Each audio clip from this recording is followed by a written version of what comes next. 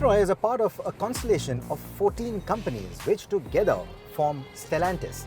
And last night I was being given a presentation about Stellantis, its plans for India, its commitment towards India, how it wants to expand, how it wants to export cars, etc., how it wants to make India the hub of its Asia-Pacific operations. Now, during the presentation, they also talked about this new car. And while talking about it, they told me, if you see any potholes, if you see any speed breakers, just go flat out over it. Of course, that shows a lot of confidence, but the laws of physics work a little differently. You have to be careful when you are treading over stuff like this. You can't just go flat out unless you are in a rally car. Citroën has excellent rally pedigree, so I understand where they are coming from. Their passenger cars are also known to have exceptional ride quality, so I again understand where they are coming from. This car is proof of all of that. Remember how when the C3 hatchback came out, they kept insisting that it is not any of those mini or micro SUVs. You know, this is at a time where many other car makers with their jacked up hatchbacks will go to town calling those vehicles SUVs. And here Citroën was insisting theirs wasn't. And the reason for that is this, the C3 Aircross. This is their proper SUV. Now, it doesn't have all-wheel drive capabilities or 4x4, but you can see the kind of stuff that it is doing. You can see the approach and departure angles that it has, what it can do with all of that. You can see the ground clearance, how it's putting that to use over stuff like this. Of course, you and I are not going to be doing this every day, but this one is testimony to the fact that this car can handle poor roads, your leisurely drives to trails and off-road sections, etc., and do all of that quite easily, despite the hardware looking so basic on paper. The tech that will matter to you, however, is hill hold control. We've often found ourselves on ramps or on inclines where we've probably parked on inclines, and then when we have to get off, it's always a problem, right? Here, just long press on the brake pedal, it will not roll back. It will give you a little bit of time to pull yourself out. Bottom line is, the ride quality of the C3 Aircross is actually phenomenal. The C5 still has a bit of a premium edge, but this is miles ahead of what the C3 hatchback offers, and in certain respects even better than what the competition offers. And that is most important. Forget any references I made to the C3 Aircross in my Suzuki Fronx review, because this one takes on the mid-size SUV segment. Measuring 4.3 meters in length, it's a fairly large car than its hatchback counterpart. It has an impressive ground clearance of 200 millimeters, some decent approach and departure angles, and a choice of 5 or 7 seats, helping it take on the likes of both the Creta and the Carens.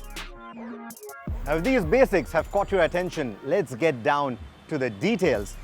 The front end, unmistakably Citroën. In fact, the whole silhouette of the car, unmistakably Citroën. But the fascia, the two chevrons take center stage. I think it looks quite nice.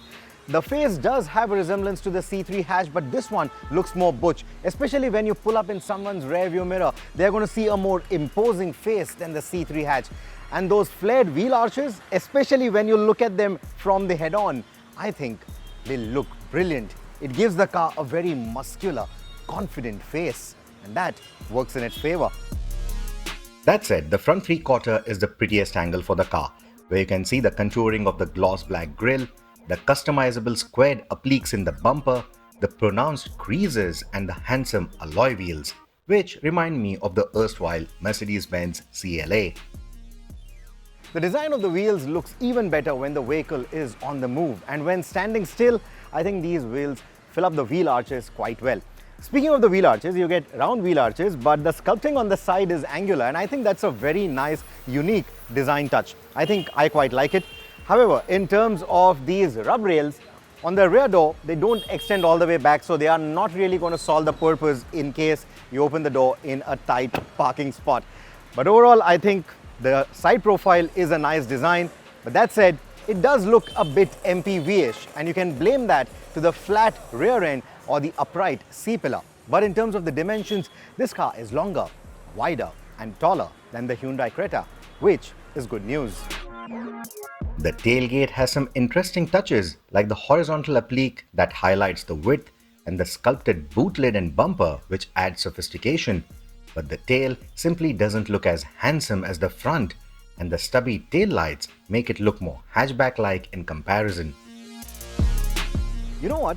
The third row of seating is actually removable on this car, and when you do pop the boot, it reveals a 444 litre of boot space for the 5-seater variant. And should you choose the 7-seater variant and remove those seats like I did, then you get 511 litres of boot space. However, if you necessarily need 3 rows of seating and a decent boot space, I think you're better off with the Kia Carens, because with the third row up, all you get is a mere 44 litres of storage capacity, which is, I think, not even good enough for a backpack. And removing the seats is very simple. All you need to do is just drop the seat, pull this tab right here, and the seat comes off, and it's not too heavy either. You just need to get the seat belt mechanism undone and you are done. As simple as that.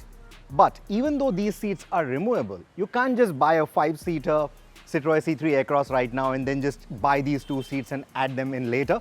These aren't retrofittable in that sense because it runs a slightly different setup in the boot. The measurements are slightly different for the 7-seater versus the 5-seater. So that is a bit of a missed opportunity. I think if that flexibility was given, that would have been nice too. So you'll have to pick wisely when you're buying the car. Do you need 5 or 7? The 5-seater simply uses a flatter floor. Otherwise, it's the same body shell and the wheelbase as the 3-row variant. Now, in terms of the design, the dashboard, etc., it will again remind you of the C3 because it is based on the C3 platform.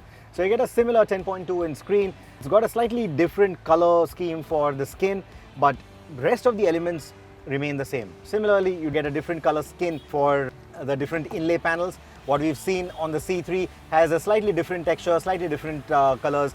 Here you get an option of 2 colors. There's this bronze, there's also a gray option that you get depending on the variant that you choose.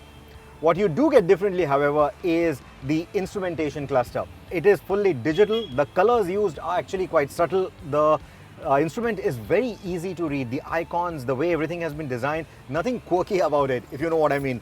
And I quite like the design. It's inspired from the C5, which also means that you get a minimal design mode if you want. So I quite like what they've done with the instrumentation. One missed opportunity, however, is that they should have now dropped in the climate control, which has been given the miss for the C3 Aircross. You still get a fully manual air conditioning, and like the C3, 1 is a little inadequate, blower speed 2 makes it a bit too cool, and that is where I think climate control would have helped. However, because this is a longer car, what you also get is roof-mounted AC vents for the rear seat passengers. The 5-seater variant misses out on these roof-mounted AC vents. Now the rear AC vents, they feel a bit flimsy. Certainly not as good as the AC vents in the front. I'm not sure if they're going to withstand the test of time, especially this AC vent is already not moving. You know, it's become a little stuck. So I'm not sure about the longevity of these AC vents. You get blower speed control for this as well. And just as is the case with the front, 1 is inadequate, 2 is a bit too strong. Now, roof-mounted AC vents usually end up giving you a headache because the draft is usually on your face or on your head. So while it does feel refreshing when you just enter the cabin from a hot environment, in the long run, it does end up giving you a headache. So you're usually better off with AC vents that are mounted on the tunnel console or in the B pillar. Not a big fan of these. Now, as for the seating, the knee space, the knee room, excellent. Foot space is also excellent. The front seat is set all the way back, not just to my driving preference, but all the way back, and still there is enough knee room. Now, why I've set this all the way back is because now this is the 3-row configuration, which means you get relatively lesser space in the second row compared to the 5-seater configuration. And even then, the space is actually quite good. Headroom is excellent too, and visibility outside of the windows also quite nice. As for the backrest, you do get certain degree of recline adjustability too. So long distance comfort is not going to be a problem at all. And what I really like is the height of the backrest. I mean, just look at that. I'm 5'8", and there is still so much more space left. So even for someone taller, there's going to be enough shoulder room and enough shoulder comfort as well. That's a very thoughtful design. You also get adjustable headrest for both the passengers that are sitting on the either ends, but you get really tiny space in between and a little squab as a headrest for the center passenger. So this space is only good enough and safe for 2 adults and a kid. The third row is for those who need it in a crunch though, which is why Citroën is calling this a 5+2 and not a proper 7-seater. Now ingress and egress for the third row is obviously pretty difficult, but since you guys love seeing me in the third row, here I am. Not the best of places to be in, certainly not very comfortable, because like we saw, the third row seats are mounted on the floor, so you don't really get much space. You sit in a very knees up position. So this space not really great for adults, not great for teenagers either, only for little kids. And for them, this seat is going to be quite tall because they're not really going to get a great visibility. They might just end up feeling claustrophobic because you see the quarter glass or the rear glass is tiny. With a tiny kid sitting in here with such a tall seat, they might just end up feeling a little claustrophobic. So yeah, there are pros and cons to the third row, but in a crunch, not a very bad place to be in. For short distances, maybe under 50 kilometers, should be fine. The third row gets its own cup holders and USB-A chargers too. The 5-seater variant not only misses out on the roof-mounted vents, but also the recline adjustment for the second row, but gets a center armrest with cup holders instead and a roomier arrangement. In my opinion, the 5+2 offers the best versatility and the additional features make it a more compelling buy, unless Citroën puts a ridiculous price gap between the two. You still get a conventional key, again very similar to the C3. You do, however, get electrically adjustable rear view mirrors. The engine comes to life quite silently. It just tells you that the start and stop system is off when you begin. That's the only error that you could hear right now. And then you're off. Getting off the mark is nice and clean. The clutch needs a little getting used to. It's not too light, it's not too heavy, but it is a bit springy. The gear shifter has nice and short throws, so it's very easy to get used to it. So that shouldn't be a problem at all. And in terms of the visibility outside of the windscreen, excellent visibility. You're sitting fairly high up compared to the C3 hatchback. You get that commanding view of the road that you want from an SUV. So even there, a lot of people are going to feel right at home. Even newbies or fairly inexperienced drivers are going to feel right at home if you decide to go with the C3 Aircross. The visibility overall is excellent.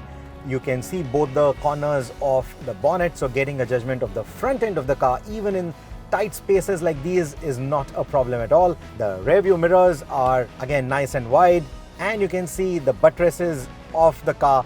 So again, getting a judgment of the rear of the car is no problem either.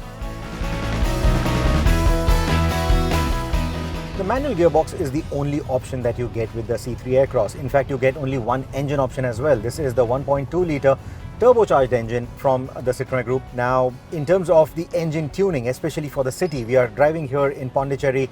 If you've been here, you will know crazy traffic, narrow lanes. You will have to work the gearbox every now and then, right? That is what you feel. But here, you can easily amble around town in second and third gear. You don't really have to keep shifting too much because the turbocharging is tuned quite well for our city conditions. So the crowded Indian cities are not really going to worry this car all that much. That said, an automatic definitely would have helped. But knowing Citroën, maybe they might just introduce it at a later date, depending on what the market response has been like, what the market requirement is like. And on a similar note, I think the fourth product that is expected to come out on the C3 platform next year is likely to be an electrified version of this very car. At highway speeds, the cabin does get a bit noisy. There is not too much wind noise, but you can hear a lot of the road noises, and even the engine noise, the powertrain noises creep into the cabin quite a bit. And this isn't a very nice sounding engine in that sense. So yes, it can become quite a noisy cabin. The highway is another place where you will appreciate the elevated driving position that this car gives you. What you will miss, however, on the highway is a dead pedal, because you see the engine runs quite relaxed. 100 kilometers an hour in top gear only takes about 2000 RPM. 80 kilometers an hour is about 1500 RPM. That's how relaxed the engine runs. And that is where you might just want to rest your foot and there is no dead pedal.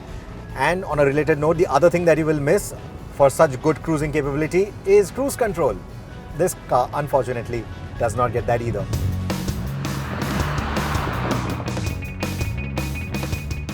A 110 PS 1.2-litre petrol engine sounds average on paper, but the 190 Newton meters of torque thanks to the turbocharging ensures excellent tractability in the city and a punchy performance on the highway or around the bends, even with 4 people on board.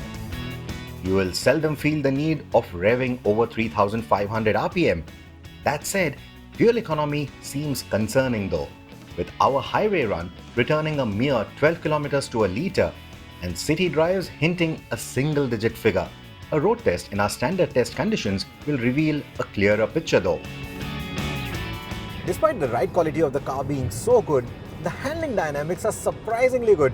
The car is long, it's bigger than a Creta, it shows its length, the wheelbase is really long, so stability overall is quite nice. High-speed stability on the highway, lane changes, etc. is quite nice. But it does make you feel that probably it will not corner that well. And then when you actually drive it around tight winding roads like we are driving on the Chennai-Pondicherry road, the ECR, it is unbelievably good.